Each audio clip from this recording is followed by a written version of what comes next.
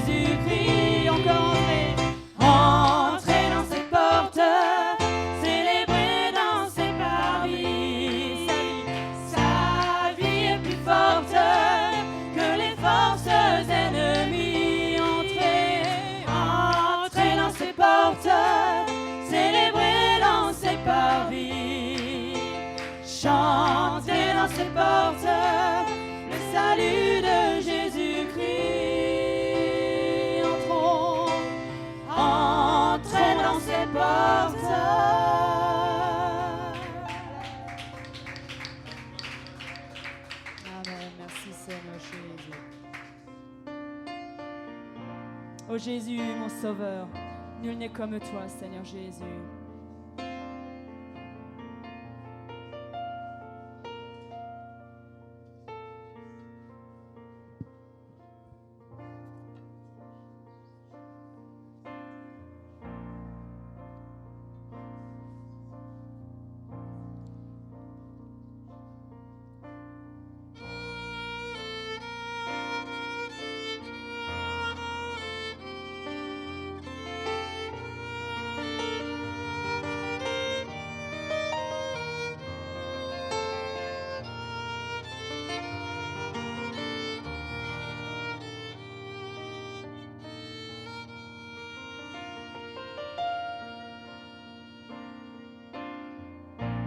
Oh Jésus, mon sauveur, Seigneur, nul n'est comme toi.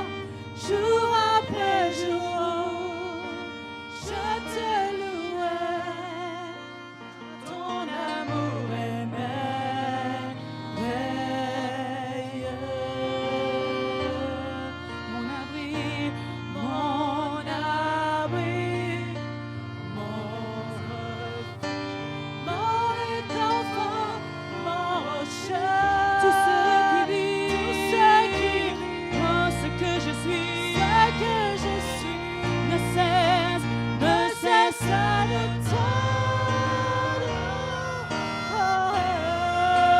chante au Seigneur, crie de joie, terre entière. Adieu la gloire, la puissance et l'honneur. Les monts s'inclinent et les flots rugissent à l'écho de ton nom. Je vois tes œuvres, mais le cœur crée de joie. Je t'aimerai parfois. Rien ne peut tes promesses pour moi. Oh Jésus, oh Jésus, mon sauveur, Seigneur, nul n'est comme toi. Jour après jour, je te louerai, car ton amour est merveilleux. Tu es mon abri, mon refuge, mon réconfort, mon rocher. Tout ce qui vit, ce que je suis, ne cesse de t'adorer.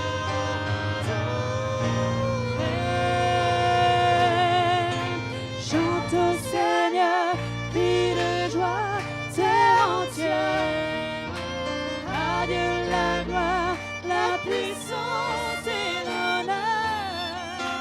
Les monts s'inclinent et les flots rugissent à l'écho de ton nom.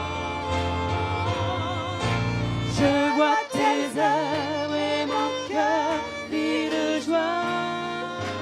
Je t'aimerai, je tiendrai par la foi, Seigneur, car rien tes promesses pour moi. Alors je chante, Seigneur, chante au Seigneur, crie de joie, terre entière. Adieu la gloire, la puissance et l'honneur. Les monts s'inclinent et les flots rugissent à l'écho. Tu es le maître, Seigneur. Je vois tes œuvres et mon cœur crie de joie. Je t'aimerai, je tiendrai par la foi. Rien ne pourrait égaler tes promesses. Rien ne pourrait égaler tes promesses. Non, rien ne pourrait égaler tes promesses pour moi. Merci Seigneur, nous t'adorons ce matin, Seigneur Jésus. Rien ne peut égaler, Seigneur Jésus, tes promesses pour moi, Seigneur. Alors nos cœurs te chantent ce matin, oh Jésus, mon Sauveur, Jésus, mon Seigneur. Alléluia, Jésus. Oh Jésus, mon Sauveur, Seigneur, nul n'est comme toi. Jour après jour, je veux te louer, car ton amour est merveilleux. Tu es merveilleux. Tu es mon refuge, Seigneur, mon abri. Tu es mon refuge, mon réconfort, mon rocher. Tout ce qui vit, ce que je suis, ne cesse de t'adorer.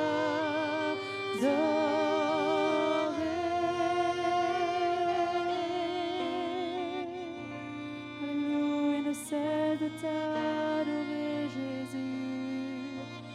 Alléluia, ne cesse de t'adorer, Seigneur. Alléluia, que nos cœurs puissent chanter le Seigneur ce matin. Qu'il est notre refuge, notre abri en toutes circonstances. Et on a chanté que les éléments lui obéissent. N'oublions jamais que les éléments lui obéissent. Alléluia, la pluie, le vent, les tempêtes, toutes circonstances. C'est une métaphore aussi. Les difficultés, elles obéissent au Seigneur. Les difficultés aussi, elles s'en vont ou elles restent selon ce que Dieu décide pour nous.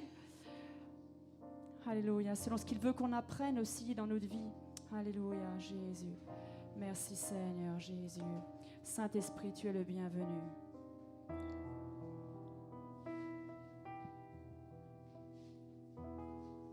Tu es notre espoir, Esprit de Dieu. La présence de Jésus, elle est par le Saint-Esprit dans notre cœur, dans notre vie. Alors on va lui souhaiter la bienvenue encore ce matin.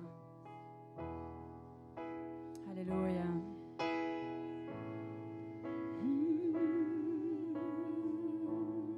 Tu es notre espoir. Tu es notre espoir. On y va. Tu es notre espoir. Rien n'a plus de valeur. Rien n'est aussi grand. Et rien n'est plus beau que ta présence. J'ai vu, j'ai goûté. J'ai vu, j'ai goûté L'amour, l'amour le plus beau. mon cœur Est enfin libre et ma honte disparaît.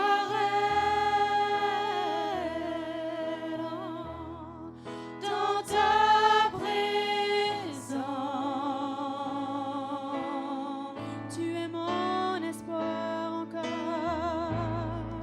tu es notre espoir.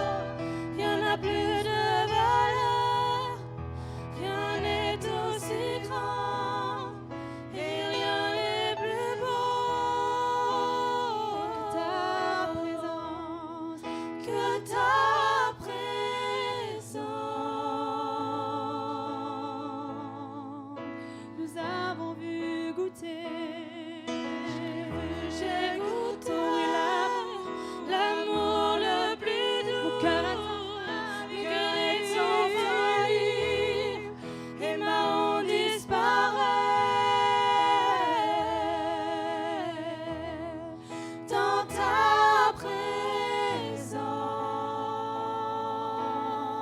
Alors tu es le bienvenu. Saint-Esprit, tu es le bienvenu. Que ta présence vienne inonder ce lieu ce matin. Seigneur, notre cœur soupire Oui, Seigneur Jésus, nous te l'avons déjà dit, nos cœurs soupirent. Oh, viens nous saisir par ta présence, oh Dieu. Oui, ta présence. Oh, disons-lui la bienvenue encore, Saint-Esprit. Saint-Esprit, tu es le Nos cœurs bienvenu. soupirent. Que ta présence vienne inonder ce lieu. Seigneur, mon cœur soupire Oui, mon cœur après soupire ta après toi. gloire. Oh, viens nous saisir par ta présence, oh Dieu. Oui, ta Oui, ta présence.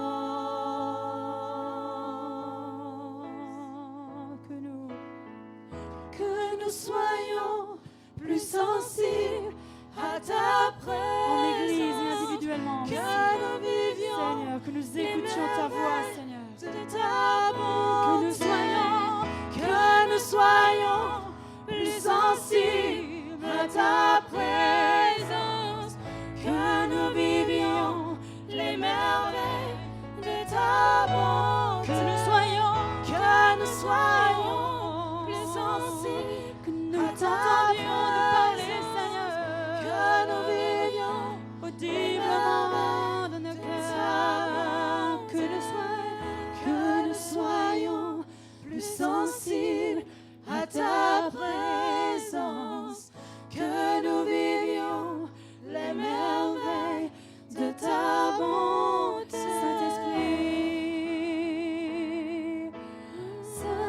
Saint-Esprit, tu es le bienvenu. Que ta présence vienne inonder ce lieu. Seigneur, nos cœurs soupirent après toi.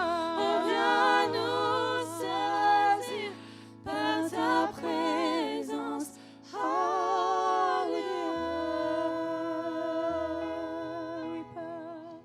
Oui, ta présence.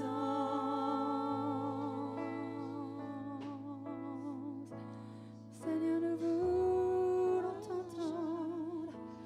Alléluia, Jésus. Merci, Seigneur. Ce matin, tu lis par Ésaïe que tu veux nous parler.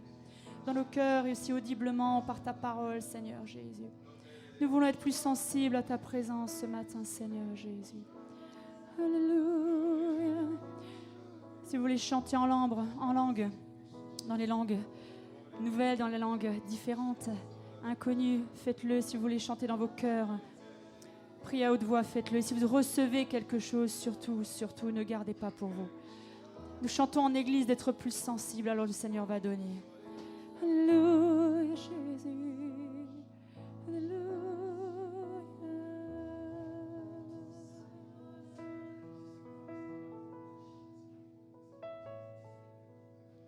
T'adorons, Seigneur Jésus. Oh.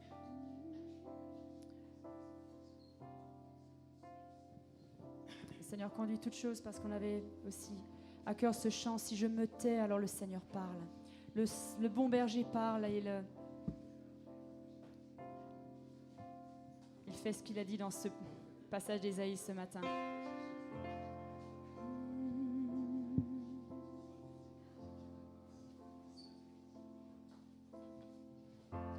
Si je me tais, oh, j'apprendrai à écouter la voix du bon berger.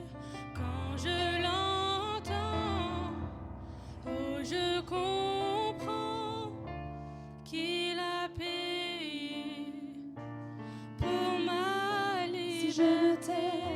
Si je me tais, oh, j'apprendrai à écouter la voix du bon berger. Quand je l'entends, oh, je comprends qu'il a payé pour ma liberté. Quand je t'ouvre mon cœur, je te vois, Seigneur. Quand je t'ouvre mon cœur, Je t'entends me parler. Et ta voix dans mon cœur, toujours demeure. Et ta vie à chaque heure coule comme quand je quand je t'ouvre mon cœur, je te vois, Seigneur. Quand je t'ouvre mon cœur, je t'entends me je parler. t'entends me parler. Et ta loi dans mon cœur, toujours demeure. Et ta vie à chaque heure coule comme un torrent. Si je me tais, Seigneur, Si je me tais, oh, j'apprendrai à écouter la voix du bon berger.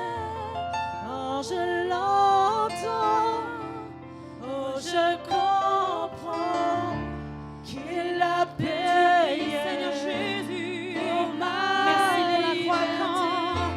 Quand je t'ouvre mon cœur, je te vois, Seigneur. Quand je t'ouvre mon cœur, Seigneur, que nous ouvrions je nos cœurs à ta t'entends parole, me Seigneur Jésus. parler. Alléluia. Et ta loi dans mon Tu vas la cœur, graver dans nos cœurs, Seigneur. Seigneur Jésus. et ta vie à chaque heure coule comme Quand je t'ouvre, quand je t'ouvre mon cœur, alors je te vois, Seigneur. Quand je t'ouvre mon cœur, oh, tu je t'entends me parler. Et ta loi dans mon cœur, gravé dans nos cœurs. toujours de Seigneur et Jésus, ta vie à chaque chaque heure heure tu veux. coule comme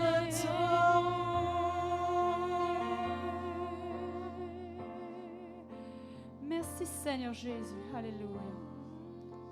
Oh, prenons le temps d'élever la voix pour remercier le Seigneur avant de prendre cette sainte scène et cette loi qui est dans notre cœur et ce prix qu'il a payé pour ma liberté qu'on vient de chanter. Et Julie avec Jean-Yves vont nous présenter ces éléments pour le sceller dans le sang de Jésus. Tout ça est scellé dans son sang qui s'est donné pour nous. Sinon on ne pourrait même pas l'entendre, on ne pourrait même rien faire, on ne pourrait pas graver de choses sur notre cœur.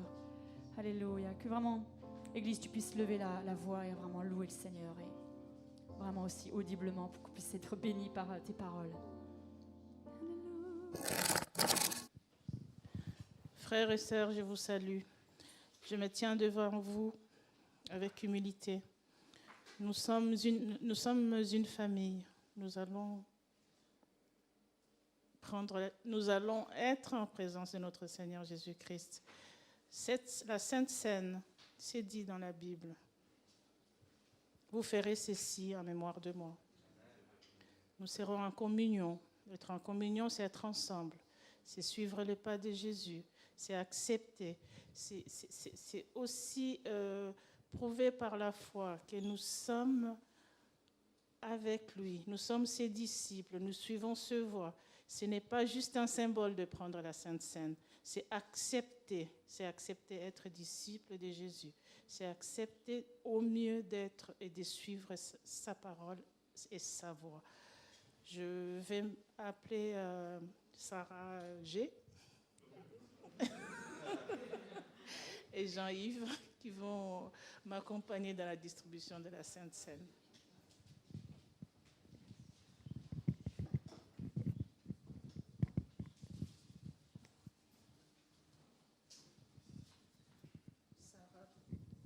Sarah, tu vas prier pour le pain que tu vas distribuer à nos frères.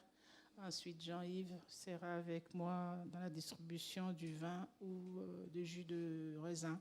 Pour chacun choisit ce qui convient selon ses convictions.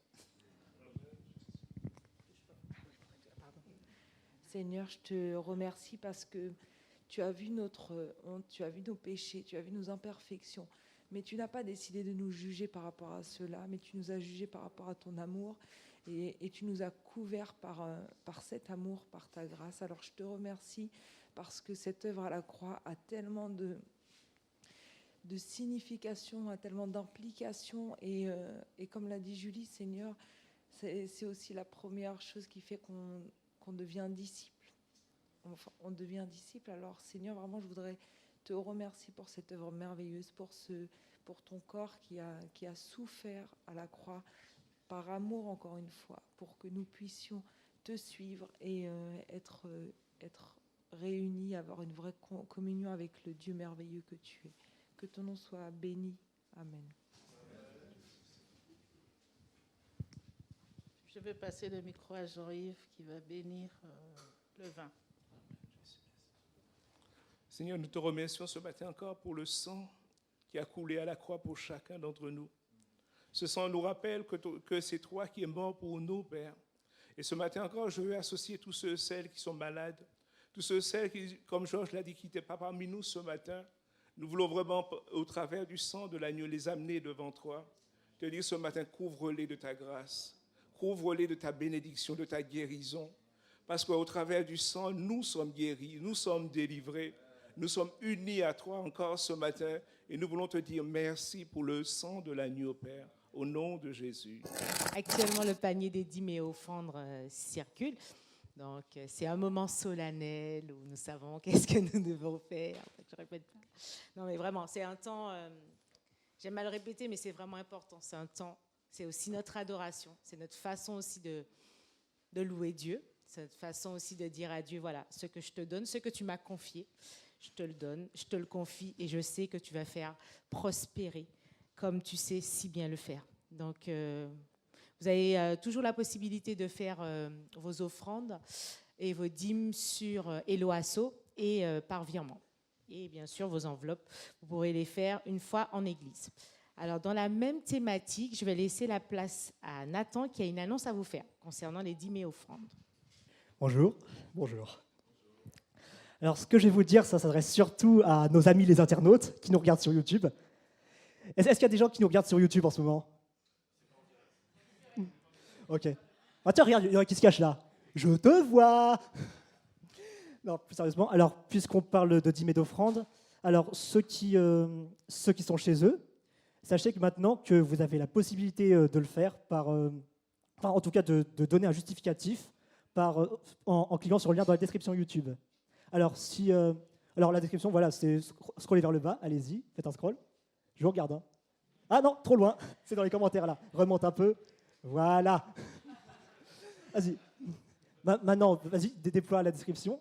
Et là, maintenant, tu as un message qui dit pour les justificatifs de dons dématérialisés, cliquez sur ce lien. Voilà.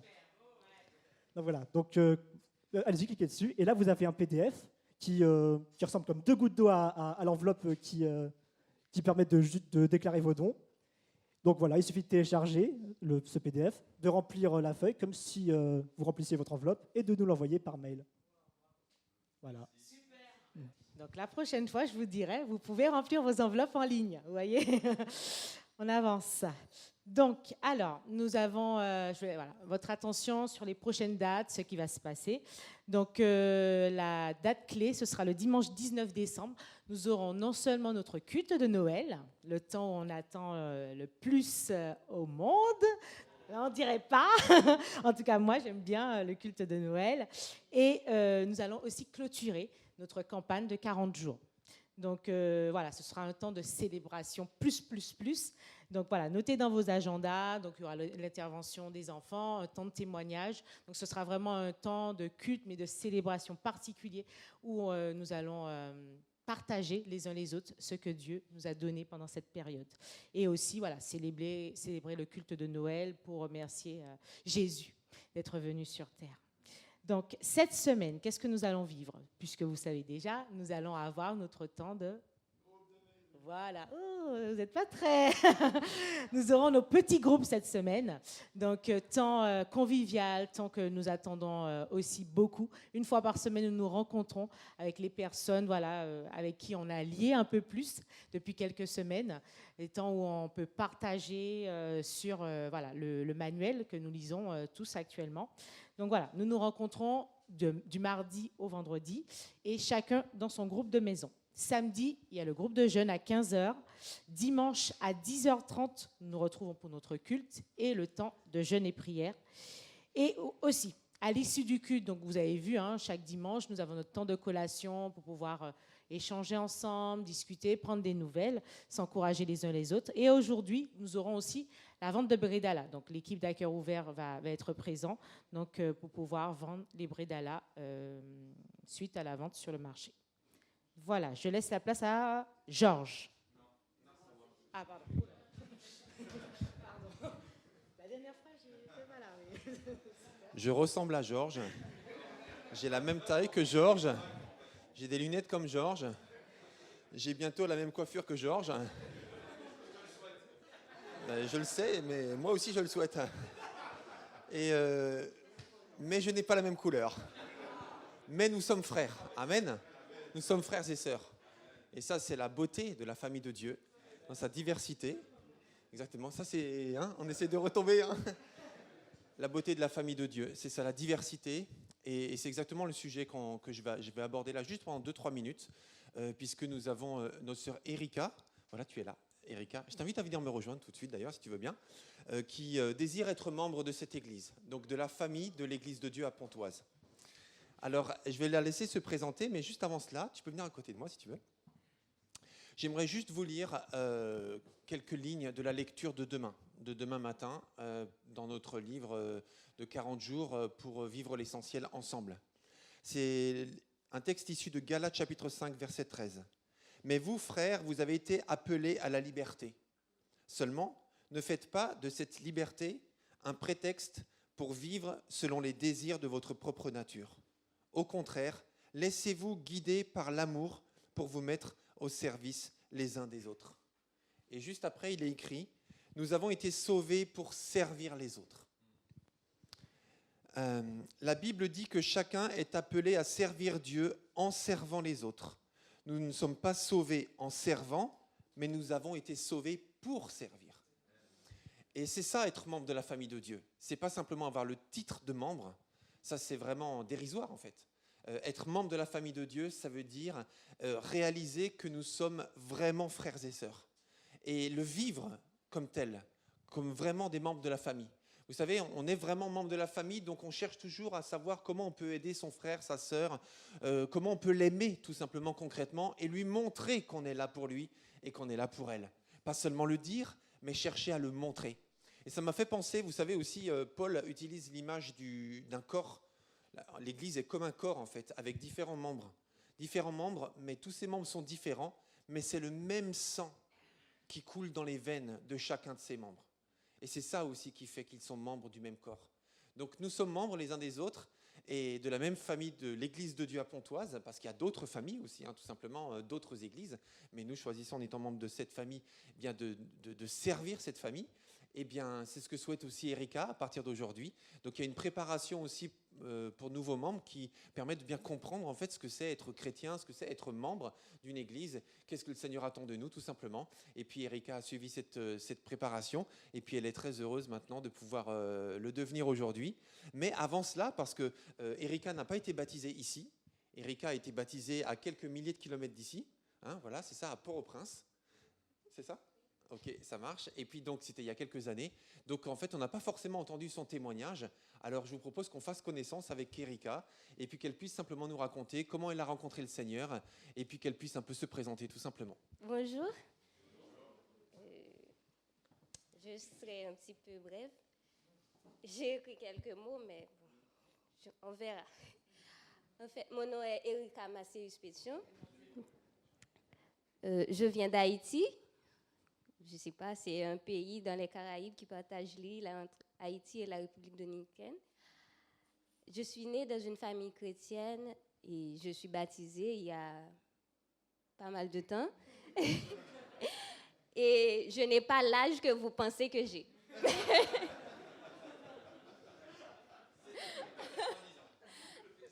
C'est fini.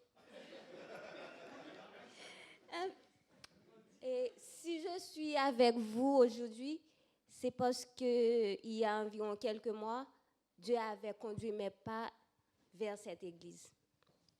Après le confinement, je voulais à tout prix me rendre dans une église. C'est ainsi que j'ai commencé à rechercher sur Internet. Et celle qui était la plus proche, c'était l'adresse 121 rue Saint-Jean. Et ceci, dès le jour où j'ai franchi cette porte, j'avais obtenu une nouvelle famille. Moi qui n'avais que 3 amis en France, je n'ai pas de famille en France, donc vous êtes ma nouvelle famille. Et c'est seulement dans le Seigneur que cela peut être possible. Et je rends toute la gloire à Dieu. Et lorsque je devais faire le choix de choisir une assemblée pour servir Dieu, j'étais un petit peu indécise. Et j'ai prié et j'ai demandé à Dieu la direction. Et ce jour-là, comme je viens j'ai une habitude maintenant de lire tous les jours ma Bible, ce que je n'avais pas l'habitude de faire.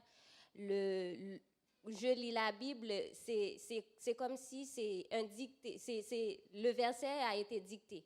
Et ce matin-là, le verset que Dieu m'a donné, c'est dans le livre de Psaume 32, le verset 8, qui dit, je lis pour vous, « Je t'instruirai et je te montrerai la voie que tu dois suivre. Je te conseillerai, j'aurai le regard sur toi. » Je ne connaissais pas ce verset et ce matin-là, c'est ce verset que Dieu m'avait donné. Je veux faire la volonté de mon Dieu, le servir dans les bons et dans les mauvais moments. J'ai eu pas mal d'expériences durant ces quelques mois que je suis en France et Dieu a été toujours bon envers moi. Il était toujours là avec moi et c'est vraiment merveilleux.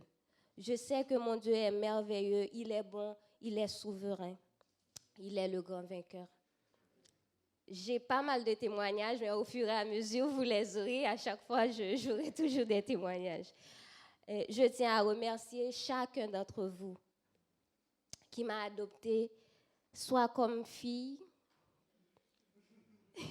soit comme sœur, soit comme amie. Vous vous connaissez.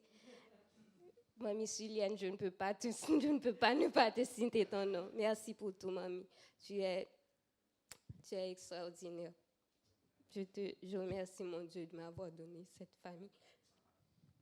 C'est un petit peu émouvant, mais vous ne pouvez pas savoir ce que j'ai traversé, j'ai vécu. Et j'ai toujours quelqu'un sur qui je peux compter.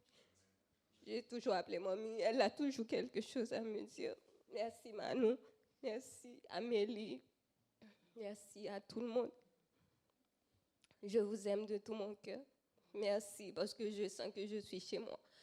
Bien que je n'ai aucun membre de ma famille en France, mais à chaque fois que je viens ici, dans les moments difficiles, Dieu a toujours mis un message, il y a toujours quelque chose qui est pour moi. Que Dieu continue à faire son œuvre dans vos vies. Soyez le modèle qu'il veut que vous êtes sur la terre. Continuez à faire la volonté de Dieu. Et je sais que votre récompense sera grande dans le ciel. Merci beaucoup.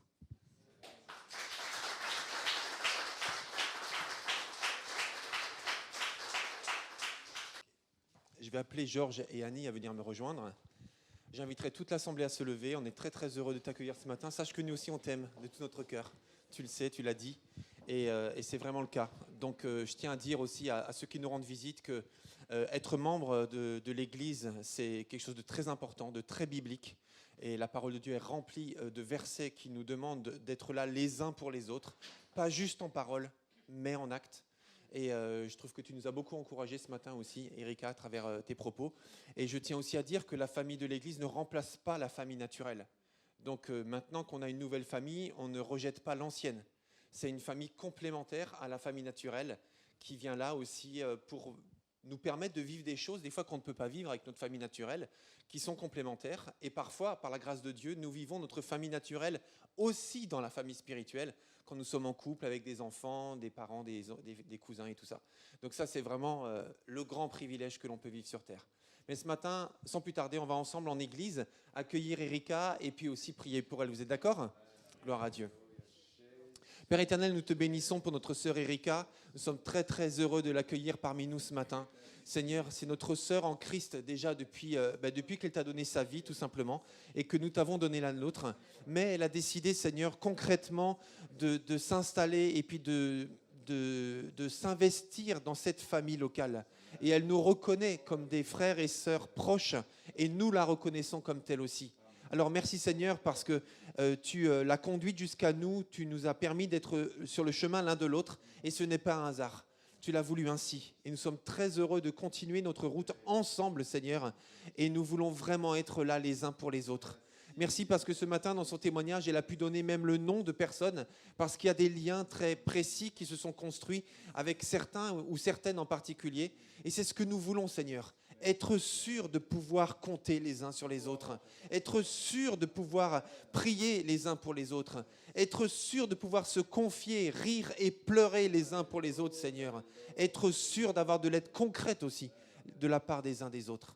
Alors merci parce que c'est ça la beauté de l'Église. Nous te prions pour notre sœur Erika. Merci parce que tu l'as déjà beaucoup bénie depuis qu'elle est arrivée en France et tu continueras à le faire. Alors nous la remettons entre tes mains, Seigneur, elle personnellement, ainsi que toute sa famille naturelle et aussi que nous tous, sa famille spirituelle. Nous voulons l'aider et nous voulons qu'elle nous aide à marcher dans ta pleine volonté et tout cela pour la gloire de ton nom.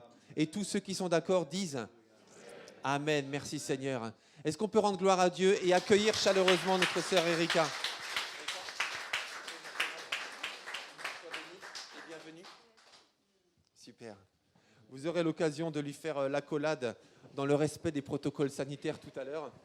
Que le Seigneur soit vraiment béni. Erika, on est très très content de t'avoir parmi nous et soit richement béni. Je vais laisser la place au vrai Georges cette fois-ci. Merci vrai Philippe. Alors, ça fait plaisir de vous voir. Alors, avant qu'on démarre, je vais vous demander de prendre votre Bible. On va prendre un 1 Corinthiens 3, vous le mettez au chaud, 1 Corinthiens 3, et puis on va revenir sur ce passage tout à l'heure. Je regarde juste si ça marche. Ouais, ça marche. Ok, super. 1 Corinthiens 3. C'est ça la référence. Je vous donnerai le verset tout à l'heure. Hier, c'était le Téléthon. Enfin, hier et avant-hier, c'était le Téléthon. Je ne sais pas si vous avez déjà entendu parler de ça. C'est un... Comment on peut appeler ça? C'est un événement chaque année au mois de décembre, début décembre, pour collecter des fonds pour les maladies rares. Au début, c'était la myopathie. Maintenant, c'est les maladies rares. Et j'ai regardé un petit peu ces derniers jours parce que je trouve que c'est un événement, un bel événement, c'est une belle cause. Ils ont réuni 73,6 millions d'euros. 73,6 millions, ça fait un petit peu d'argent, hein, voilà. Mais c'est des promesses de dons, voilà. Il faudra les convertir, voilà. Mais bon, en général, ça fait quand même beaucoup de millions d'euros quand même pour une belle cause. Et il y a beaucoup de gens qui se mobilisent. Enfin, j'imagine que la plupart d'entre nous, on connaît le Téléthon, on en a au moins entendu parler. Et moi, ça me faisait penser à une chose, c'est qu'il y a beaucoup de gens qui se mobilisent pour rendre le monde meilleur. Et je trouve ça très bien, chrétiens ou pas chrétiens. Mais s'ils ne sont pas chrétiens, je pense que c'est le Saint-Esprit qui les inspire quand même. C'est quand même Dieu qui les inspire. Ils ne le savent pas, mais c'est quand même Dieu qui les inspire. Parce que c'est Dieu qui est derrière toutes les belles choses. Et aujourd'hui, en fait, on va regarder que l'une des meilleures façons de servir Dieu, c'est de servir, comme vous voyez le titre, c'est de servir ensemble. Alors, j'aimerais bien tourner un petit peu, mais bon, avec la chair, c'est pas grave. Je vais faire comme ça. Ouais. Si ça te dérange pas, je veux bien. Ouais. Merci beaucoup. Parce que ça me bloque. Ouais, merci. En fait, dans l'histoire, toute l'histoire, en fait, nous montre depuis l'origine. Je ne vais pas remonter à la Genèse, mais c'est vrai que quand on regarde l'histoire, en fait, les belles choses, vous voyez, je vous ai mis un pont, je vous ai mis une famille, je vous ai mis une entreprise. Il y a des gens là qui sont en entreprise, un concert. On peut donner plein d'exemples. Les belles choses, les très belles choses, on les fait ensemble. On les fait en collectif. D'accord ? Alors, il y a des choses qu'on peut faire tout seul, bien sûr. Mais les plus belles choses, elles sont faites ensemble. Et quand on parle de servir ensemble, ça veut dire que c'est de servir en collectif. Et cette semaine, je vais introduire le thème qu'on va voir dans les groupes de maison. Et en fait, le point, c'est que quand le Seigneur parle de service, alors on n'a plus d'écran. Ah, ça va revenir. Ouais, c'est bon, merci. Voilà. Quand le Seigneur nous parle de service dans la Bible, ça parle de quoi? Ça parle d'un acte naturel ou spirituel qui est fait en faveur de Dieu ou en faveur des hommes. Pour faire simple, c'est un acte, c'est une action, c'est quelque chose de concret qui est fait en faveur de Dieu ou des hommes. Et quand on regarde un petit peu plus, c'est aussi un travail de ceux qui sont chargés de responsabilités. Quand on dit des serviteurs, des servantes de Dieu, on dit des gens qui ont des responsabilités en vue de la maturité spirituelle des chrétiens. Voilà. C'est vraiment pour qu'on puisse être de plus en plus mature, qu'on puisse grandir, qu'on puisse croître. C'est vraiment ça. Et c'est aussi, ce n'est pas simplement des personnes en particulier, on pense peut-être, je ne sais pas, aux évangélistes, aux prophètes, aux pasteurs, etc. Non, il n'y a pas que eux. Et aussi dans la parole de Dieu, c'est le travail de l'ensemble des chrétiens. C'est notre responsabilité à tous de servir. Il y a ce passage dans 1 Pierre 2 qui parle de ce que nous sommes une race élue, une nation sainte, un sacerdoce royal. Je ne sais pas si ça vous dit quelque chose, ce passage. Lisez-le, je vous ai mis la référence, 1 Pierre 2, 9. Pourquoi j'ai avancé déjà ? Non, c'est bon. Voilà, c'est celle-là. Voilà. Donc vraiment, ce matin, on va se centrer sur le service ensemble. On est tous concernés. Tous concernés. Il n'y a personne qui est excepté. Tous concernés. Donc tout le monde va écouter attentivement. Et je vais écouter aussi parce que le Seigneur m'a parlé au travers de ce message. Et ça devrait parler peut-être davantage à ceux qui préfèrent être solitaires quand ils servent. Moi, je préfère être tout seul. Ou alors qui servent rarement ou pas du tout, que ce soit dans l'église ou que ce soit au bénéfice de notre prochain, tout simplement, des gens qui sont autour de nous. Parce qu'on peut servir les gens autour de nous et c'est aussi une façon de servir Dieu. OK ? Alors, si tu te reconnais dans cette description et de ce que Dieu attend, eh ben c'est très bien. Ça veut dire qu'il faut persévérer. Mais si tu ne te reconnais pas, eh ben en fait, ça veut dire simplement qu'il faut que tu te remettes en cause, que tu te repentes auprès du Seigneur, que tu lui demandes de te montrer sur quoi tu peux progresser, et tu pries, et le Seigneur, il t'ouvrira les portes, il te permettra de servir, mais de servir selon son cœur, et de servir, et d'agir en fait, de passer à l'action. Alors, la première chose qu'on va voir, en fait, ça va être très simple, il n'y a que deux étapes. La première, c'est pourquoi servir en équipe. Comme je vous le disais tout à l'heure, les plus belles choses, on les fait en collectif. On ne les fait pas tout seul. On peut faire des choses tout seul, mais les plus belles, elles sont en collectif. Et le Seigneur a créé l'Église sous forme d'un groupe spirituel. Ça paraît une évidence de le dire comme ça. On a un groupe. Il ne nous a pas dit, tiens, toi individuellement, dans le monde, tu vas tout seul faire les choses. Non, le Seigneur a voulu qu'il y ait un groupe. Il a constitué un rassemblement que nous sommes. Et c'est un groupe spirituel dans lequel on est à l'aise pour accomplir le service de Dieu. Vraiment, le Seigneur conduit parce que dans ton témoignage, Erika, tu as insisté sur quelque chose, tu as insisté sur la famille. Et ça, c'est vraiment important. Parce que c'est la famille. L'une des choses que le Seigneur veut faire au travers de nous, c'est qu'il veut travailler au travers d'une famille. Il a constitué une famille. Il se révèle comme un père. C'est intéressant. Bon, un père, une mère, peu importe. Il se révèle en tout cas comme un père. Okay ? Ça veut dire que s'il a un père, nous sommes ses enfants. Et cette dimension de père, de famille, ensemble, avec Dieu, les uns avec les autres, comme on l'a dit tout à l'heure à l'instant, c'est vraiment ça que le Seigneur fait. C'est vraiment cette famille dont tu parlais, Erika. Et c'est ces relations qui nous unissent. Et il y a une autre dimension, c'est que le Seigneur veut constituer une équipe parce qu'il veut qu'on prenne soin les uns des autres, qu'on prenne soin des besoins des autres, qu'on soit attentif aux besoins des uns et des autres, à tout niveau. Alors c'est peut-être des choses évidentes pour certains, c'est peut-être des rappels, c'est peut-être des découvertes, tant mieux, hein, mais c'est important de se dire que le Seigneur attend ça, pour qu'on puisse servir ensemble, pour qu'on puisse être une équipe, qu'on puisse être vraiment ensemble, c'est vraiment cette dimension d'être attentif aux besoins des uns des autres, et puis parce qu'ensemble, on en fait beaucoup plus. On en fait beaucoup, beaucoup plus que tout seul. C'est encore une évidence, mais c'est tellement important de se rappeler. Surtout quand on fonctionne tout seul ou qu'on ne veut pas forcément servir le Seigneur, mais dis-toi que ta contribution, quelle qu'elle soit, elle est importante. Si elle n'est pas là, elle manque. Et voilà le moment où je vous invite à prendre la référence. Voilà, elle est affichée, c'est 1 Corinthiens 3, versets 8 et 9. On va le lire ensemble. Alors, est-ce qu'il y a quelqu'un qui veut la lire à haute voix ? Tu veux la lire ? Attends, je te passe le micro, comme ça tout le monde entend. Celui qui plante et celui qui arrose sont égaux, et chacun recevra son propre salaire en fonction du travail accompli. Car nous travaillons ensemble au service de Dieu, et vous êtes le champ qu'il cultive, ou encore vous êtes l'édifice qu'il construit. Merci. Merci beaucoup. Nous servons ensemble le Seigneur et vraiment il y a cette dimension que chacun apporte quelque chose. Voilà. Ce passage-là, vraiment, même limite, on peut l'apprendre par cœur. Voilà. C'est vraiment important de se rappeler de ça. Et là, on va prendre le temps maintenant d'aller sur la deuxième partie qui va être beaucoup plus longue. C'est comme ça, voilà, ça arrive des fois. Mais c'est important de se dire, mais qu'est-ce qu'il faut pour créer une équipe qui sert Dieu? Alors, je parle d'équipe ce matin, c'est un peu volontaire. Je pourrais parler de groupe, c'est la même chose. On pourrait parler de famille. C'est, disons, un collectif. Mais vous allez voir pourquoi je parle d'équipe.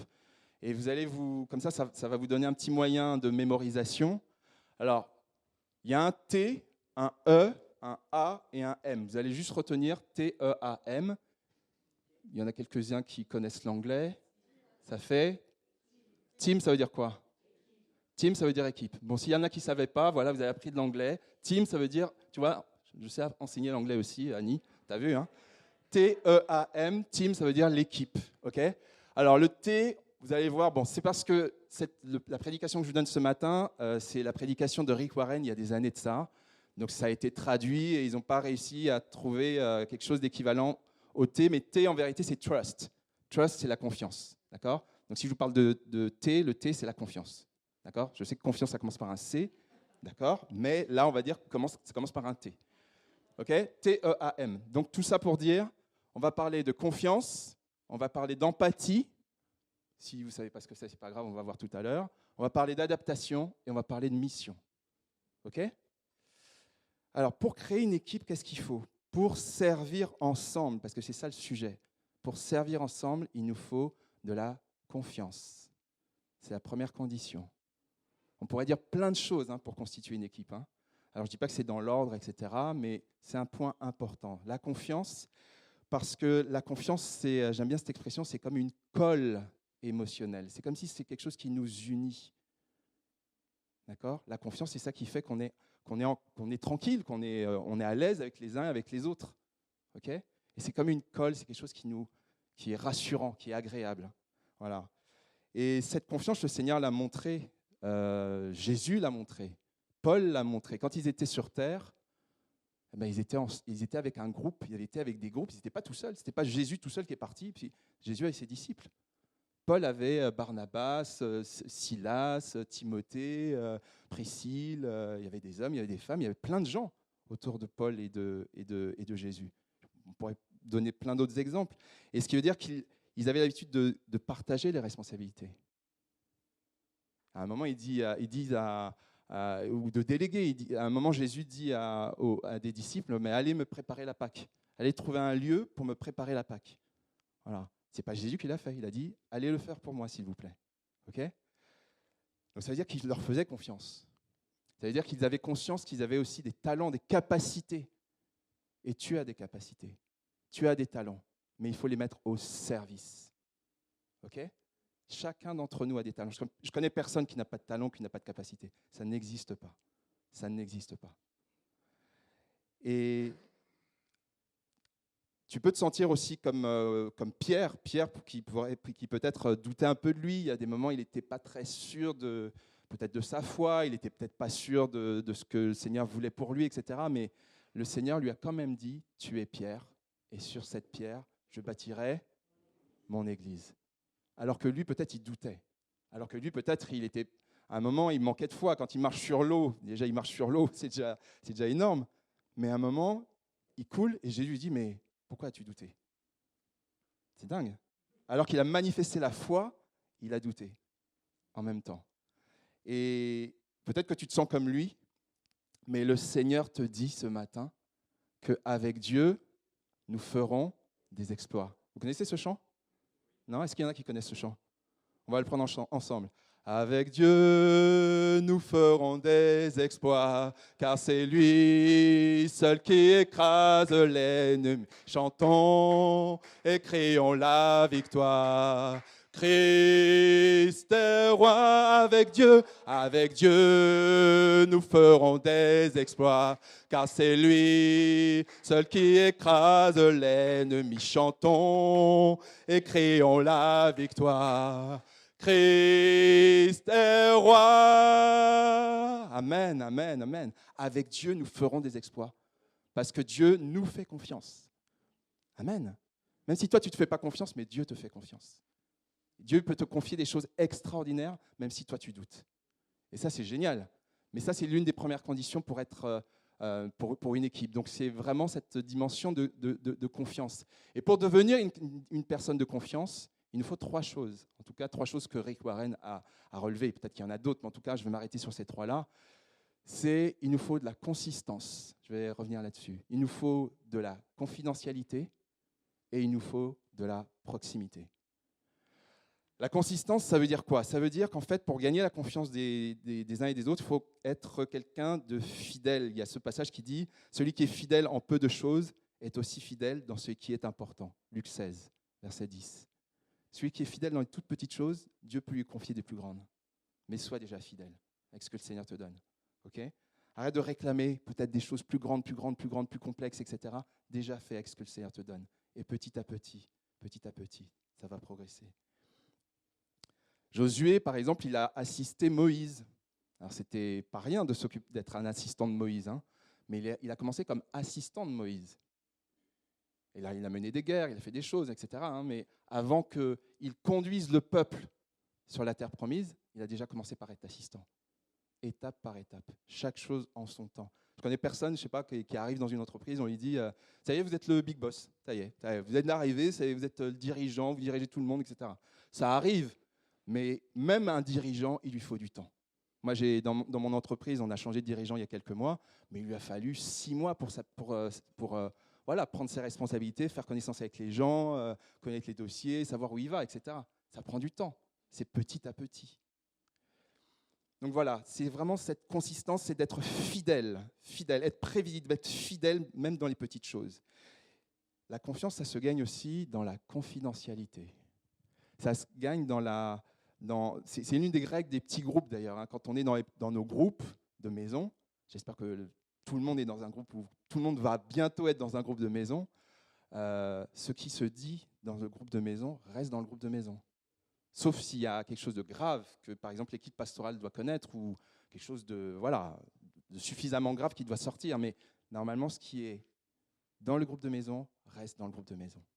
Confidentialité. Ce qui fait que quand tu es à l'aise, tu es en confiance, tu peux dire des choses simplement, librement, parce que tu es à l'aise.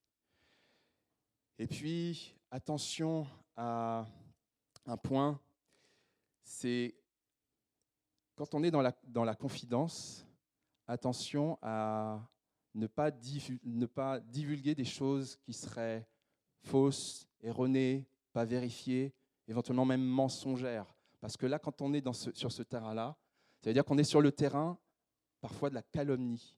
Je ne sais pas si vous voyez ce que je veux dire. La calomnie, c'est quoi? C'est accuser quelqu'un de manière mensongère pour blesser sa réputation ou son honneur. Pourquoi je parle de ça? C'est que ça peut arriver qu'on entende des choses, qu'on voit des choses, qu'on entende des choses. Je pense notamment sur les réseaux sociaux, c'est assez courant, hein, c'est même banal aujourd'hui, le nombre de choses qui sont colportées, qui sont fausses, qui ne sont pas vérifiées, qui sont là pour blesser. Voilà, on entend parler de tel et tel ancien animateur de télé, je ne donne pas de nom ce matin, mais vous voyez un petit peu, pour ceux qui ont entendu les nouvelles ces derniers jours, un journaliste, un animateur de télé, voilà, qu'on dit il a fait ci, il a fait ça. Moi, je ne sais pas, et je ne suis pas là pour condamner. Voilà. On n'est pas là pour juger. Quand bien même ils auraient fait, prions pour eux, et prions pour les victimes. OK ?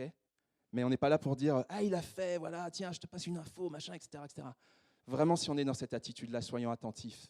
Là, je parle de confidentialité. C'est plus confidentiel, en fait, hein, ce que je suis en train de vous dire, parce que tout le monde l'a entendu. Mais c'est vraiment même dans nos vies du quotidien. Voilà. On entend quelque chose, on voit quelque chose, on n'est pas là pour colporter. Ce n'est pas ce que le Seigneur attend de nous, clairement pas. Jésus n'a jamais fait ça. Donc, Jésus, c'est notre modèle, donc il n'y a pas de raison qu'on le fasse.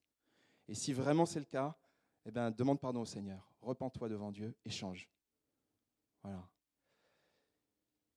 Pour gagner la confiance aussi, il y a une chose qui est importante, c'est d'être proche, c'est la proximité, c'est de passer du temps les uns avec les autres. La confiance, ça demande du temps. Hein.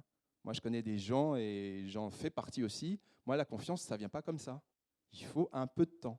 Voilà, je suis très accueillant, je pense être assez sympa, j'imagine, plus ou moins. Voilà. Mais la confiance, il me faut du temps. En vérité, la confiance, ça se gagne. Okay ? Il faut des preuves. Voilà. Et voilà, c'est un peu la même chose que ce qu'on vit dans nos groupes de maison, peut-être pour ceux qui les découvrent ou qui les redécouvrent. ben voilà, d'être ensemble dans nos petits groupes. On peut, au début, on est peut-être en observation, et puis petit à petit, on commence à partager un sujet de prière. Voilà, tu peux prier pour moi pour ça. Tu le dis peut-être à une personne, à deux, et puis peut-être au bout d'un moment, tu es tellement à l'aise que tu le dis à tout le groupe. Voilà, parce que tu es juste à l'aise. OK ? Et ça, c'est important, mais c'est cette proximité. La confiance, ça se gagne dans la proximité. Alors, devenir une personne de confiance, ça implique donc la consistance, la confidentialité, la proximité. Mais il y a un deuxième élément qui est nécessaire pour servir ensemble le cœur, selon le cœur de Dieu. C'est, on l'a vu tout à l'heure, le E. Vous êtes toujours avec moi. Le T, on l'a vu.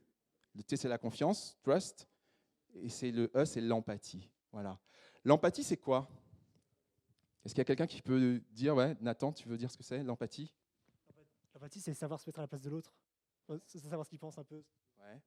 Ok. Savoir se mettre à la place de l'autre. Quelqu'un qui veut ajouter quelque chose ? Attends. Compatir à ce que l'autre vit. Compatir à ce que l'autre vit. Ok. Ouais, c'est bon ?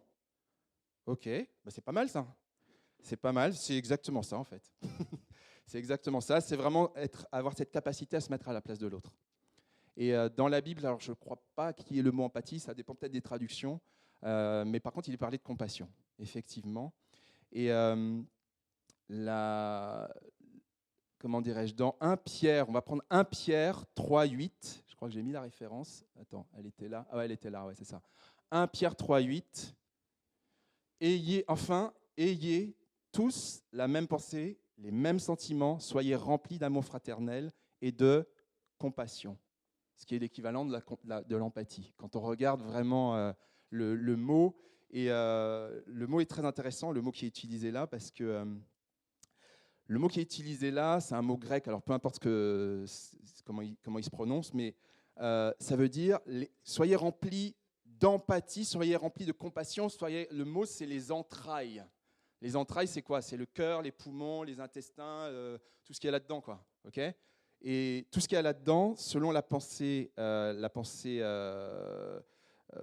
comment dirais-je, la pensée grecque, c'est le siège des passions.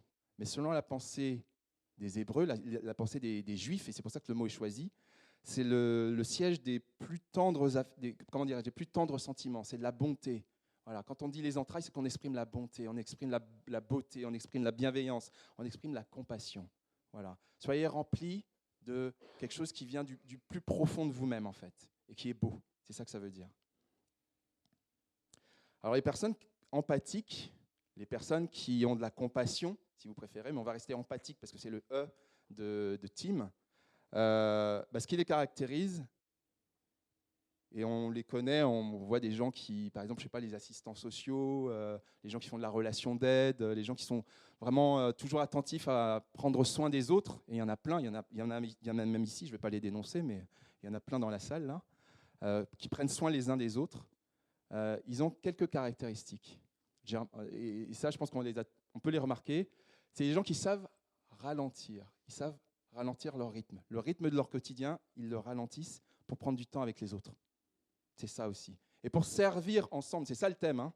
On est toujours sur le thème. Servir ensemble selon le cœur de Dieu, ça implique pour toi et pour moi, à un moment donné, de ralentir le rythme.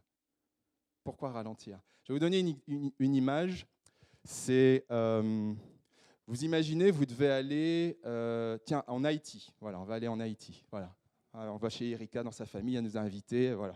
Ok. Ouais, super. Merci Erika. Voilà. Tu prépares le jonjon, hein, s'il te plaît. Tu leur demandes le jonjon, hein, s'il te plaît. Ouais. On doit aller en Haïti. On va y aller comment ? C'est mieux. On peut y aller peut-être en bateau, mais bon, c'est peut-être un peu long. On va y aller en avion. Donc on va prendre un avion, ça va à une certaine vitesse, etc. Bon, on va être dans les nuages, on va rien voir, etc. Et on va peut-être passer sur certains pays, on va peut-être voir, voilà, on va rien voir, mais on sait qu'on va y arriver, ok ? Donc on va prendre un jet, on va prendre un avion, pardon. Un jet, bon, voilà, c'est pas le même moyen. Ouais. Ouais. Non, mais c'est Erika qui paye, donc c'est pas grave. Voilà. Maintenant, si on veut aller à Marseille, c'est plus simple, c'est plus près. On veut aller à Marseille, on va prendre quoi ? On va prendre le train, on va prendre quoi ? La voiture. Bon, admettons qu'on prenne le train. Le train, il va à une certaine vitesse. Le train, si on est dans le train, on verra le paysage. On le verra très très vite défiler, mais on verra un peu de paysage. D'accord ? Maintenant, si on veut aller à Marseille, on peut prendre aussi la voiture. Si on prend la voiture, bah là, on va voir le paysage. Enfin, plus ou moins, l'autoroute surtout. Mais on va voir quand même le paysage et on le verra peut-être un peu plus, avec un peu plus de détails. Maintenant, admettons qu'on doive aller... on est à Pontoise, on doit aller à Saint-Ouen-l'Aumône. Voilà. On va y aller comment ? Oui, à pied, merci. Il y a des courageux. Voilà, admettons, on y va à pied. Mais si on y va à pied, on va voir les détails. On va voir les arbres, on va voir les gens, on va voir les animaux, on va voir la nature, on va voir les maisons, on va voir le paysage. Parce qu'on a ralenti. OK ? Et c'est ça, en fait, le point. C'est qu'à un moment, pour servir Dieu ensemble, pour servir selon le cœur de Dieu, à un moment donné, ça veut dire ça implique pour toi et pour moi de ralentir. Et je me le dis à moi-même parce que j'en ai vraiment besoin. J'en ai vraiment besoin. Et je pense que je ne suis pas le seul. Ça implique de ralentir sur son rythme du quotidien et de dire, non, je prends du temps parce que le Seigneur m'a mis à cœur de prendre soin de telle et telle personne. C'est ça que ça veut dire, servir ensemble, selon le cœur de Dieu. Ça veut dire aussi, c'est les gens qui sont empathiques, ils savent poser des questions et être à l'écoute des réponses. Ils ne font pas que poser des questions, ils écoutent aussi les réponses. Ils savent écouter. Ils savent ralentir, c'est lié en fait tout ça, mais poser les bonnes questions, être attentif. Et souvent, alors il faut savoir poser des questions, il ne faut pas être agressif, intrusif, indiscret, etc., bien sûr. Mais ça implique aussi de savoir poser des questions et d'écouter. Et de savoir s'attarder et de ne pas avoir peur des silences. Et puis ça demande aussi une chose, ça demande, et les gens empathiques sont souvent comme ça, ils sont capables de montrer leurs émotions. Ils sont capables de montrer, de dire je souffre avec toi. Voilà, comme dit la parole, réjouissez-vous avec ceux qui se réjouissent et pleurez avec ceux qui pleurent. C'est ça, quelqu'un d'empathique. Voilà, quelqu'un qui se met à la portée de l'autre et qui... Voilà. Mais il ne s'agit pas de se forcer. Si tu n'es pas comme ça, demande au Seigneur d'avoir ce cœur-là. OK ? Donc, devenir une personne empathique, ça implique de renoncer à soi-même, en fait, quelque part. Renoncer à soi-même. Le Seigneur nous en parle. Alors, dans un autre contexte, c'est pour devenir son disciple, mais c'est lié, en fait. Servir Dieu et être son disciple, ça revient au même. Donc, ça veut dire que pour être en capacité d'être empathique, c'est vraiment de savoir renoncer à soi-même. On a vu que le Seigneur attend de nous qu'on puisse être des gens de confiance, qu'on puisse faire confiance, qu'on soit des personnes de confiance, qu'on puisse être empathique. Et puis la troisième, c'est quoi ? Le T, E. Le A, c'est quoi ? L'adaptation. Merci. L'adaptation, ça veut dire quoi ? Je vais vous donner un exemple. Ouais, d'accord. Vous imaginez, vous avez une cousine ou un cousin très très proche, quelqu'un que vous aimez bien, vous faisiez les 400 coups quand vous étiez petits ensemble, vous êtes bien amusés, ou un petit frère, une petite sœur, enfin peu importe, quelqu'un de votre famille que vous aimez bien, qui vient du Congo, d'Haïti, des Antilles, d'Alsace, du Limousin, de Bretagne, d'où vous venez, et qui vient en région parisienne, qui vient vivre ici, là, dans le coin. Okay ? Donc il vient pour chercher du travail.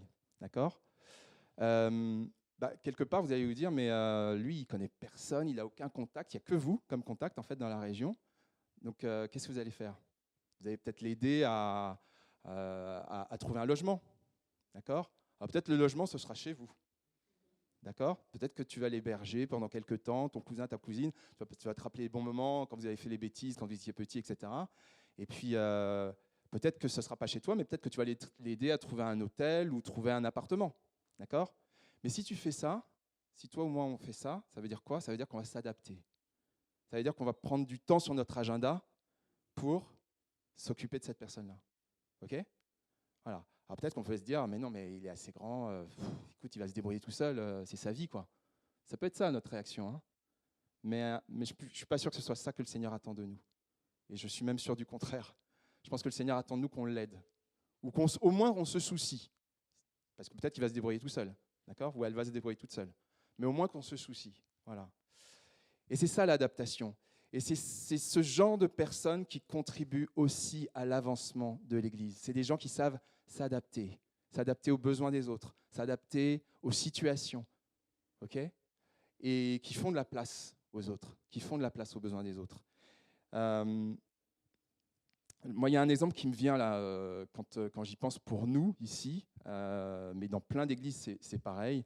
Moi, je pense aux moniteurs d'éveil à la foi. Je ne sais pas si vous y pensez de temps en temps. Les moniteurs d'éveil à la foi, le plus souvent, quand ils sont de service, ils renoncent à participer au culte pour s'occuper des enfants. Okay ? Ils font un sacrifice. Donc, ils sont obligés de s'adapter pour le bien des enfants. On les bénit. On te bénit, Sébastien. Okay ? Tu le diras aux autres. Voilà. Mais c'est vrai, c'est important. Ils font ce sacrifice-là, ils s'adaptent. Et on va voir là rapidement que le service ensemble, selon Dieu, ça demande de nous adapter. Il y a plusieurs manières dont on peut s'adapter aux autres. Il y a quelques jours, pendant les groupes de maison, je crois que c'était la deuxième soirée, il a été parlé de la multiplication des pains. Et nous, dans notre groupe, on a pas mal partagé là-dessus.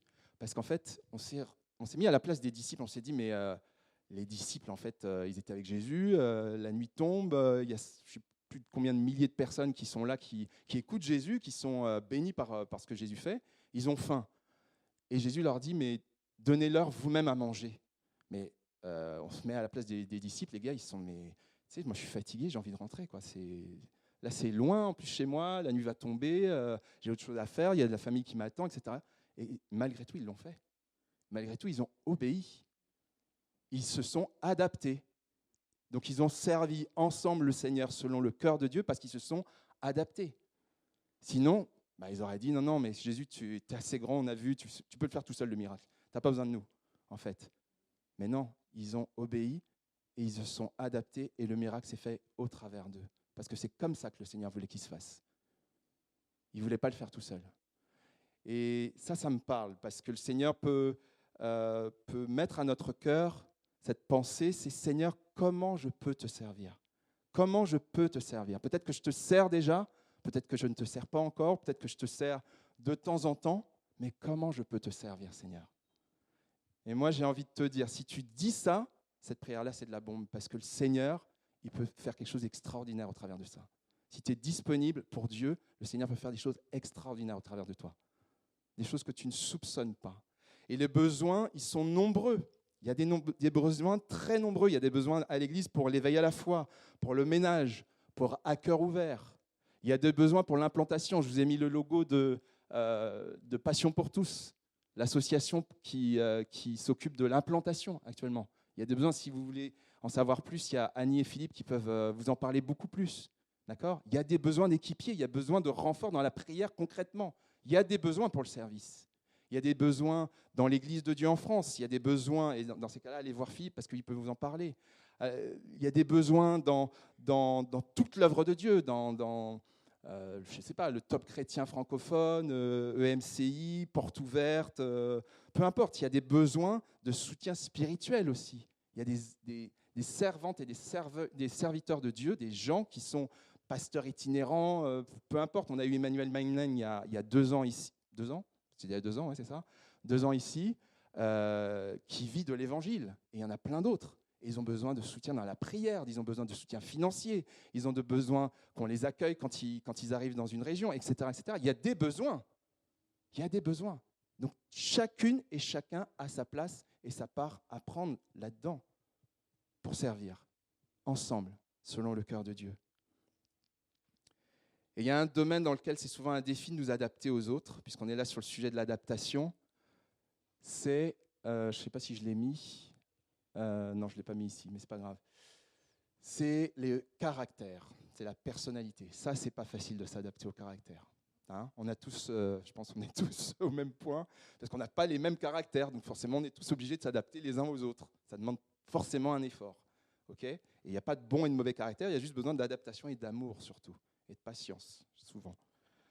Et il y a quelques types de caractères, de personnalités. Les psychologues s'entendent en général pour dire qu'il y a des gens qui, leur motivation, leur personnalité, c'est atteindre des buts.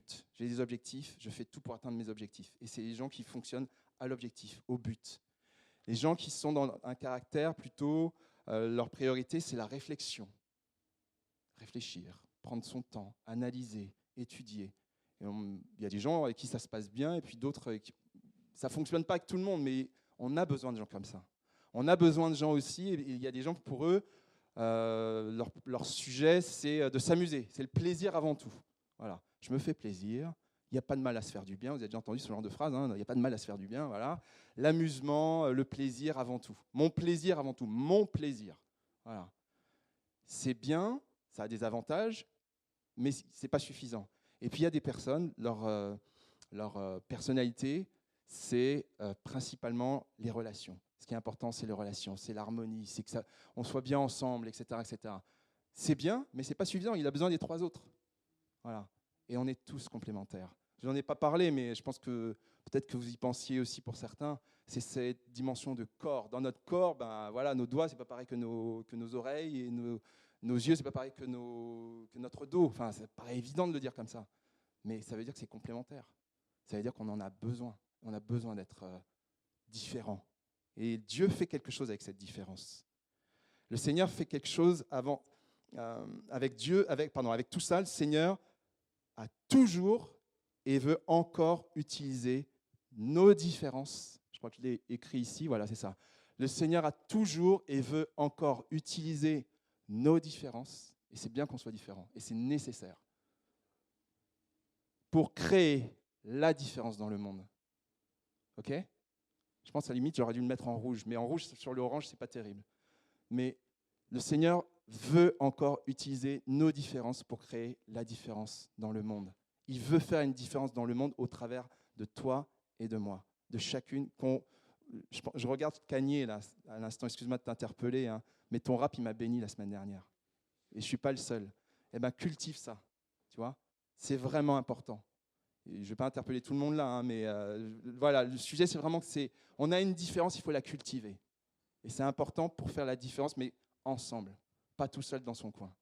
C'est ça, le servir Dieu, ensemble, servir selon le cœur de Dieu. Puisque chacun a reçu un don, mettez-le au service des autres en bon attendant de la grâce si diverse de Dieu. Je vous l'ai mis ici, 1 Pierre 4, verset 10. OK ? Je ne sais pas si on voit assez bien le jaune là sur l'orange. Ça va ? Au fond aussi ? Ouais, j'avais un doute. OK, super. Alors, on a vu le T, on a vu le E, on a vu le A. Il reste le... Ah, il y en a quelques-uns qui suivent. Le M. Le M, c'est la mission. Le M, c'est la mission. Pour servir Dieu ensemble, alors ça paraît... On aurait pu se dire, mais attends, pour servir, la première chose, c'est de savoir pourquoi on sert Dieu, en fait. J'aurais pu commencer par ça, hein. Mais bon, sauf que Rick Warren, il a écrit comme ça, donc je reprends ce qu'il a écrit. Voilà. Mais ce n'est pas grave, l'essentiel, c'est d'en parler. Et qu'on s'en rappelle. Pour monter une équipe, quelle qu'elle soit, un groupe, quel qu'il soit, il faut évidemment qu'il ait un but. Évidemment, qu'il ait un objectif.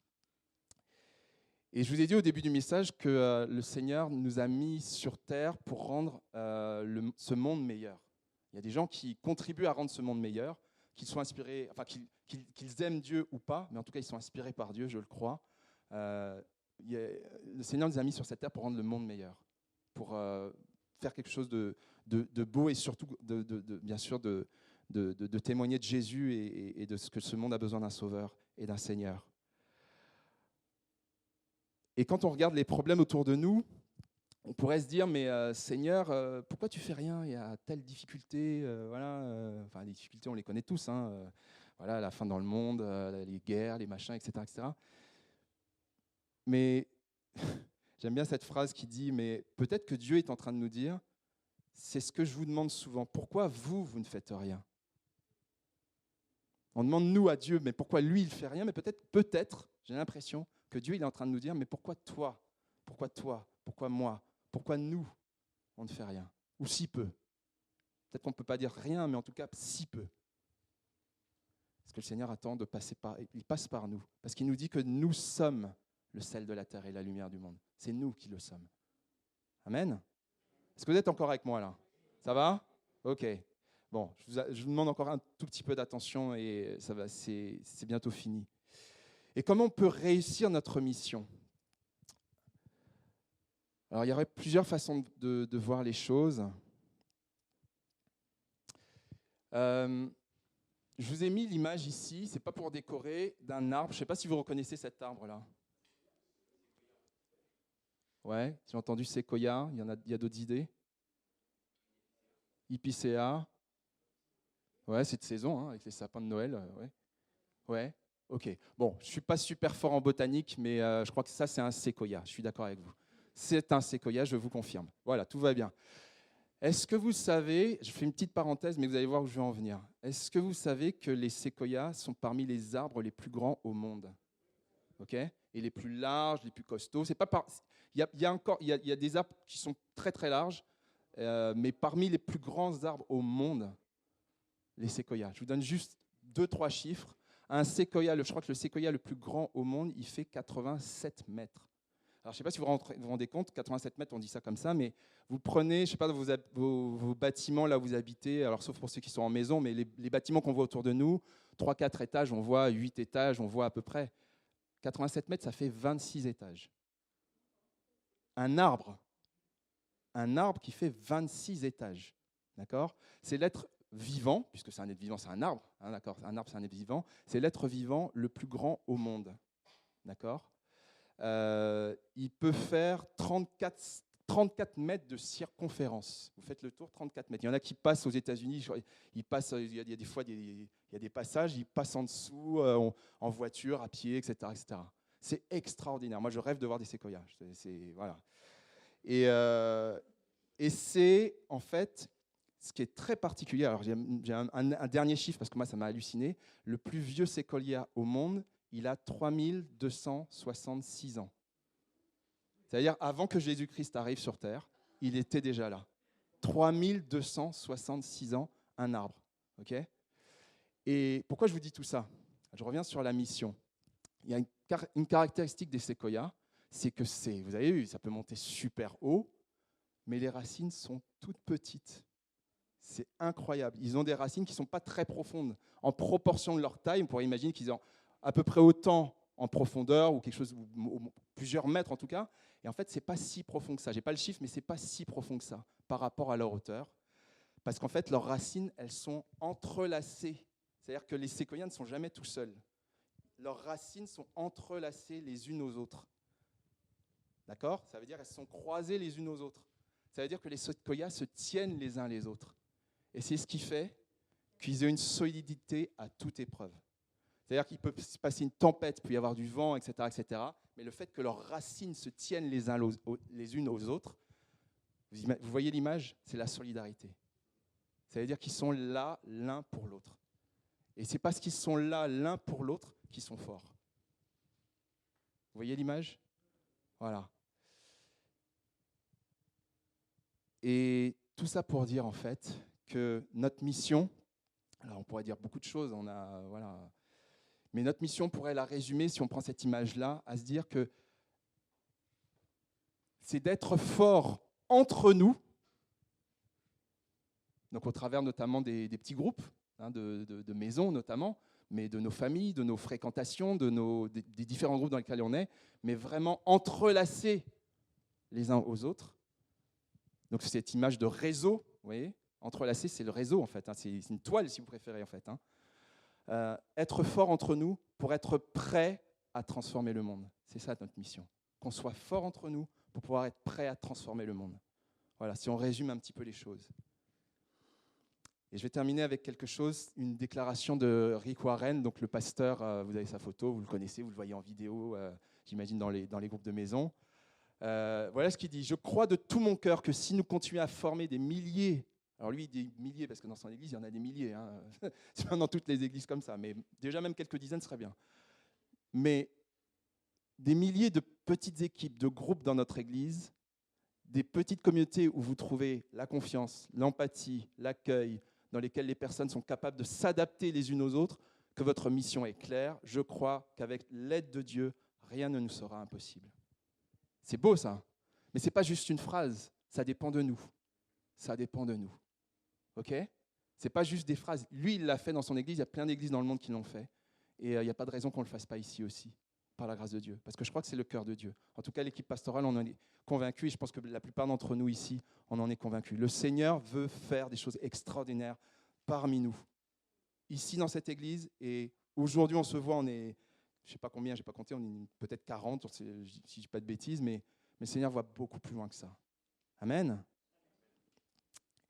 Alors, où est-ce que tu en es? Peut-être que tu t'es reconnu dans cette description de ce que Dieu attend de ton service, parce que tu as déjà le sens du collectif, parce que tu soutiens les autres, parce que tu fais confiance ou tu inspires confiance, parce que tu es empathique, parce que tu sais t'adapter, parce que tu connais ta mission. Peut-être que tu t'es reconnu là-dedans, et c'est super, c'est très bien. Donc dans ces cas-là, persévère, persévère, persévère. Et puis je dirais même, entre guillemets, sois contagieux autour de toi. Voilà. Peut-être que tu ne t'es pas reconnu au travers de tout ce que j'ai dit ce matin. Tu dis, peut-être c'est des bonnes paroles, ça ne me parle pas, ça ne m'atteint pas, ou c'est trop compliqué, c'est trop élevé pour moi, c'est pas moi, quoi. Peut-être que tu ne t'es pas reconnu. Dans ces cas-là, le Seigneur te dit, présente-toi devant lui, repens-toi. Parce que c'est ça que le Seigneur attend. Repentir, ça ne veut pas dire se flageller et puis dire je suis le plus mauvais, etc. Se repentir, c'est simplement de se dire, je reconnais, Seigneur, que ce que tu me demandes, je n'y arrive pas. Mais je veux changer. Je veux que tu me changes. C'est ça que ça veut dire, se repentir. Et prie pour un ou deux axes peut-être. Peut-être que tu ne vas pas tout changer, mais peut-être qu'il y a une ou deux choses qu'il faut faire évoluer. Seigneur, qu'est-ce que tu veux qui change dans ma vie? Tu te concentres là-dessus et tu passes à l'action. Parce qu'il ne s'agit pas juste de prier, il faut passer à l'action à un moment donné. Voilà. Et c'est ça que le Seigneur attend de nous aujourd'hui, afin qu'on puisse servir Dieu et les hommes ensemble, selon le cœur de Dieu. Amen. Amen. Est-ce que ça vous a parlé? Ouais. Ok. Il y a besoin de méditer, de digérer peut-être aussi un petit peu. Moi, j'ai été béni par ce message. J'espère que ça vous a béni. Et je vais juste vous inviter. Alors, je ne sais pas s'il y avait autre chose après. Il y avait un chant. Mais je voudrais juste qu'on se lève, si vous voulez bien, ensemble, pour celles et ceux qui peuvent le faire. Et je vais juste terminer en priant. Dieu merveilleux, Dieu saint, ce n'est pas pour juste passer du temps que ce message a été donné. Je te rends grâce et gloire parce que c'est toi qui connais nos cœurs et tu vois que tu attends de nous que nous te servions selon tes critères, selon tes standards. Alors vraiment merci parce que tu connais nos cœurs et nos vies. Je pense que beaucoup ont été touchés et moi-même j'ai été touché par ce message et je compte sur ton action, Saint-Esprit de Dieu, pour nous transformer, pour nous garder, pour nous permettre d'aller de progrès en progrès, pour être des gens de confiance, des gens empathiques, des personnes qui savent s'adapter, des personnes qui ont une mission claire, qui savent où ils vont selon toi, qui se soutiennent les uns les autres. Tu nous donnes, Seigneur Dieu Tout-Puissant, de vraiment avoir des cœurs qui soient transformés, pour que ce monde soit transformé. Parce que, Seigneur Dieu Tout-Puissant, ce monde a besoin d'entendre que Jésus-Christ est Seigneur, qu'il est vivant, qu'il est ressuscité, qu'il est agissant. Parce que tu le fais dans nos vies et parce que tu veux le faire encore dans la vie de beaucoup. Garde-nous, Seigneur Dieu Tout-Puissant, de l'indifférence. Garde-nous, Seigneur Dieu Tout-Puissant, de dire que ce message, c'est un message parmi d'autres et puis qu'on le met de côté. Donne-nous de considérer ce que toi tu veux, afin que ta vie, ton action se soit manifestée au plus profond, Seigneur. À toi l'honneur et la majesté. Merci de bénir mes frères et mes sœurs là où ils se trouvent, ici, Seigneur, et ailleurs. Que toute la gloire te revienne dans le beau et grand nom de Jésus-Christ. Alléluia. Si vous avez besoin qu'on prie ensemble, je me permets, peut-être, je n'ai pas demandé à Philippe et Annie, mais on est toujours là pour vous. Si vous avez besoin qu'on prie ensemble par rapport à un sujet, quelque chose qui a été partagé pendant ce message après le culte, venez nous voir, on est là pour vous. OK? Que Dieu vous bénisse. Amen. Merci Seigneur, merci Georges. Il y a des séquoias à Menucourt. Plusieurs séquoias dans le parc du château de Menucourt. C'est un centre d'handicapés aujourd'hui qui s'appelle Bethany. Et Bethany veut dire la maison d'accueil, je crois. Alors il y a des séquoias et on a besoin d'équipiers sur l'implantation. Donc on a tout là, franchement. Il n'y a pas, voilà. Alors moi, par contre, juste avant qu'on chante ce chant, parce que Mucienne m'a envoyé un message ce matin, et il y a des besoins. Alors si on veut s'entrelacer comme les racines du séquoia, on va le faire concrètement. Et je vais juste vous proposer de prier avant ce chant d'unité pour Francette. Voilà, c'est un besoin précis pour une situation personnelle. Francette, pas du Rimel, mais de Menucourt, de Pontoise, pardon. Francette qui est la voisine de Mucienne sur le secteur de Pontoise. Je pense aussi à Rémi. Voilà, c'est quelqu'un qu'on nous a proposé dans la semaine, qui est en difficulté, voire en fin de vie, un papa de jeune aussi. voilà, dans une famille. Je vous propose de penser aussi à nos aînés, à Monique, à Pierre, à tous les aînés qui pendant l'hiver, là, c'est pas évident, à Pierre et Monique et à Guy, à ceux qui sont malades, à Thérèse, à différentes personnes, je pense aussi même à Jonathan en ce moment, différentes personnes. Alors on va prier pour eux. Moi je vais proposer, est-ce que Mucienne, tu peux venir avec nous devant? Tu voudrais venir juste pour prier pour toutes ces personnes? On ne va pas les citer, mais on va prier pour eux ensemble. D'accord, tu veux bien? On va donner un micro, Louise. Et puis chacun peut penser dans son cœur, dans sa tête à quelqu'un de son environnement, et on va prier dans nos cœurs aussi. Et le Seigneur entend. Voilà, juste prier pour les besoins. On est entrelacés et on prie pour les besoins de ces personnes. Voilà. Merci, Mucienne. On te suit dans la prière. Gloire à toi, Jésus.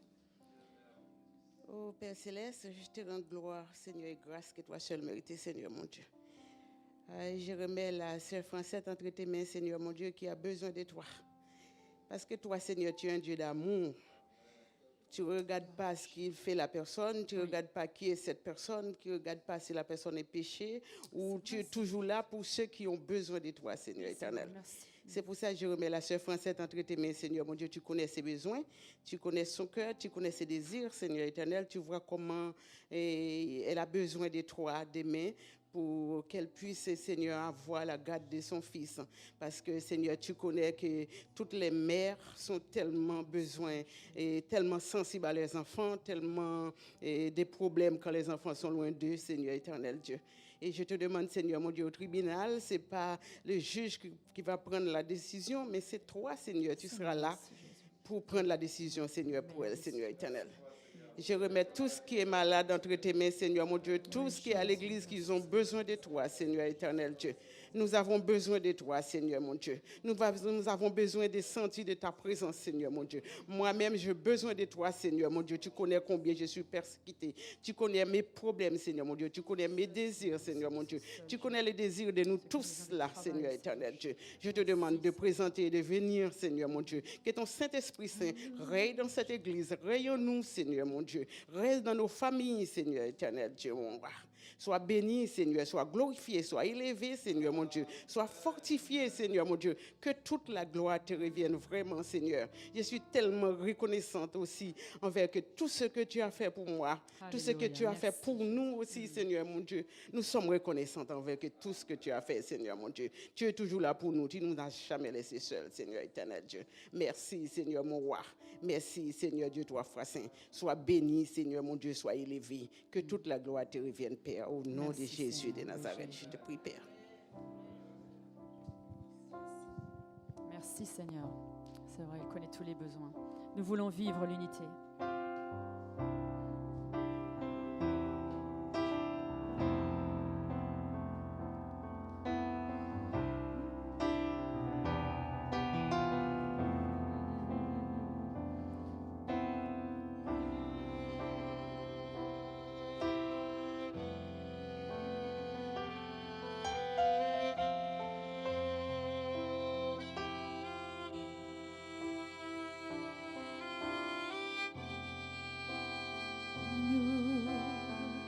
Nous voulons vivre l'unité,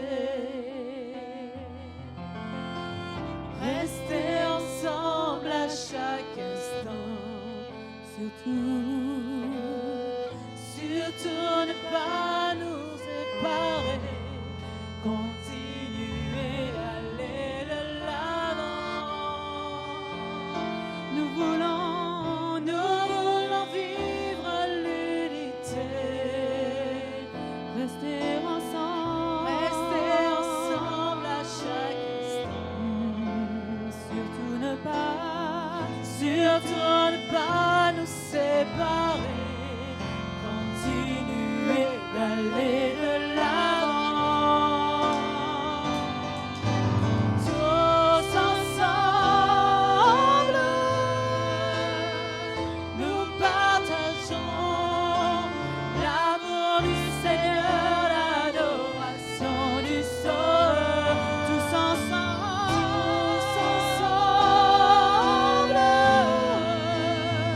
nous accueillons l'Esprit du Seigneur.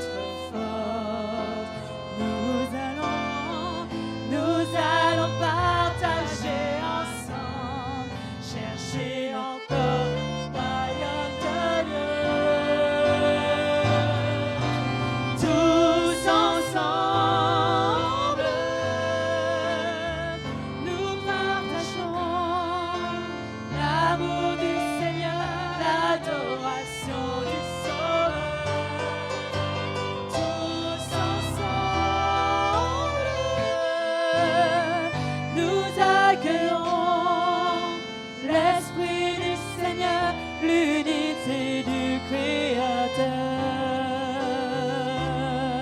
Nous accueillons l'Esprit du Seigneur, l'unité du Créateur.